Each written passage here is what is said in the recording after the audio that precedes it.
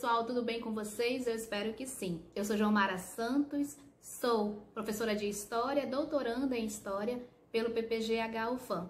Sou orientanda do professor doutor Davi Avelino Leal.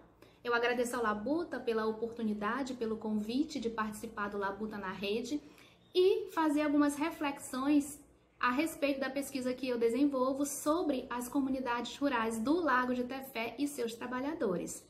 Eu analiso um conjunto de fontes orais e escritas. Como fontes escritas eu menciono a documentação do Movimento de Educação de Base, o Jornal do Comércio e como documentação oral as narrativas dos trabalhadores rurais do Lago de Tefé. Pois bem, hoje eu apresento algumas reflexões a respeito das comunidades do Lago de Tefé em tempos de ditadura militar. E o objetivo da minha pesquisa é que a gente entenda e perceba como que o Estado atuou no interior do Amazonas e como os trabalhadores rurais, eles lutaram para manter seus modos de vida tradicionais. Pois bem, a título de introdução, o Lago de Tefé, ele é um dos grandes lagos que compõe o Médio Solimões e que vai guardar e que guarda uma imensa importância histórica, social, econômica e política. Ele atravessa ali um território onde habitam inúmeras populações indígenas, embora grande parte dessas populações elas não reconheçam a identidade indígena. E o Lago de Tefé foi objeto ali de várias incursões no século XIX, tanto nacionais como estrangeiras, que buscavam esquadrinhar o seu território e ver as suas possibilidades de exploração. Na década de 70, o que nós vamos estar vivenciando? Nós temos o período da ditadura militar e o lago e seus moradores vão presenciar a entrada dos grandes projetos que são promovidos pelos governos militares. Esses projetos, ali como nós já sabemos, eles visavam promover o desenvolvimento da região amazônica e sua integração ao sul do país. Como a historiografia já ressalta, esses projetos eles são feitos de cima para baixo, sem a participação da sociedade civil, e eles vão apresentar conflitos distintos em cada região e uma dinâmica, muito particular para cada região. No lago, o que acontece? Esse período ele vai ser marcado pela presença de uma grande política expansionista do capital, e aí eu ressalto que não houve empresas capitalistas sendo implantadas ali no Lago de Tefé de forma repressiva e autoritária na região, como ocorreu em diversas regiões da Amazônia, como ali o estado do Pará, o estado de Roraima, no Vale Tocantins, por exemplo, em que houve ali a construção da barragem e também em outras regiões nós tivemos a expulsão da população do campo. No Lago de Tefé, eu costumo dizer que a forma de dominação ela foi diferente. Por quê? Porque ela ocorreu por meio de uma nova roupagem, o que eu considero violenta também. Eu não estou mencionando que não foi violenta, pelo contrário. Por quê? Porque os modos de vida dos trabalhadores rurais do Lago de Tefé, eles acabaram sendo invisibilizados, Estes foram considerados primitivos, foram considerados atrasados e não foram ouvidos dentro desses projetos que foram colocados, implantados ali no Lago de Tefé. Pois bem, houve uma política de subsídios fiscais para atender os interesses do Estado.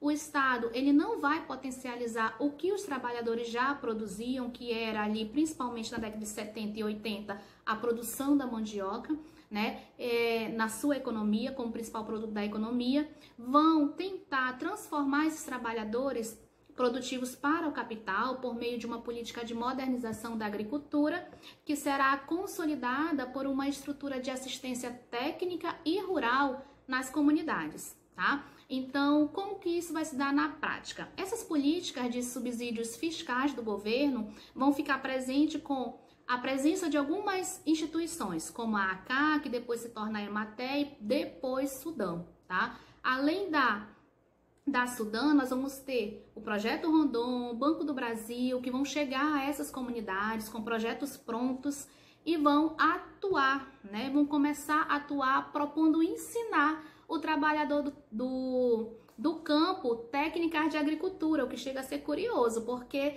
esse trabalhador ele já conhece todas essas técnicas, historicamente e herança das populações indígenas. Então, também vão incentivar inúmeros empréstimos, dentro das comunidades para investir e aumentar a produção de culturas temporárias, bem como acompanhar a aplicação desses recursos que são destinados às comunidades rurais. O Projeto Rondon, ele vai enviar toda uma equipe formada de professores, de médicos, assistentes sociais, e eles vão trazer um discurso que é de orientar esse trabalhador rural e sua família a cuidar da saúde, a melhorar a qualidade de vida e assim modernizar o interior. Afinal, dentro do discurso, eles eram bárbaros. Então, eles vão incentivar os comunitários a mudar seus comportamentos considerados inadequados aos olhos do Estado. Como que isso vai se dar, Através do incentivo de consumos, de alimentos industrializados, que são das cidades, comprados na cidade. Um exemplo seria a bolacha, que aparece muito na narrativa desses trabalhadores. Vão dizer assim, nós vamos ser orientados a consumir um alimento que nem alimentava, mas era importante comer, como a bolacha. Além do mais, esses trabalhadores no interior das comunidades, eles vão ser incentivados a derrubar suas casas, que na época eram de palha, com assoalho de paxiúba, que era um modelo tipicamente indígena, e vão ser incentivados a construírem casas novas, separadas por cômodos, cobertas de alumínio, alinhadas ali, obedecendo um imaginário de uma rua, que era típico da cidade, Vão também ser incentivados a construir fossas atrás de suas casas.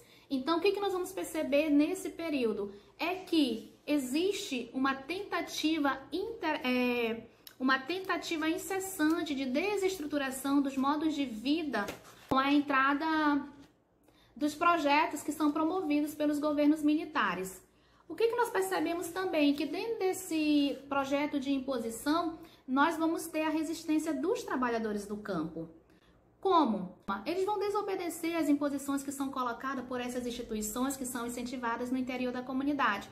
Eles vão continuar comendo seu peixe frito, que foi considerado bárbaro para essas instituições, vão continuar comendo de manhã cedo, antes de sair para o trabalho, vão continuar bebendo sua água do rio, eles não vão fazer uso das fossas que são incentivadas, Embora estejam lá, embora eles tenham construído no fundo das suas casas, muitos deles não vão fazer empréstimos junto ao Estado, vão continuar fazendo a sua roça de mandioca lá, e também eles vão resistir e buscar conservar os seus saberes tradicionais. E é claro, eles vão se apropriar das ações que eles consideram importantes, que fazem sentido para eles ali no meio das comunidades rurais, no interior. Então, já fechando, as experiências do Lago de Tefé mostram que, passado vários anos, após as ações do governo militar, essas ações elas não foram efetivas no interior do Lago de Tefé, nessas comunidades. Por quê? Esses trabalhadores, eles não serviram à produção capitalista, eles resistiram, se articularam, criaram e continuam criando as suas próprias estratégias para defender suas territorialidades e continuam ali se organizando de diversas formas. Eu espero que eu tenha evidenciado as experiências do Lago de Tefé. Grande abraço a todos, continue se cuidando.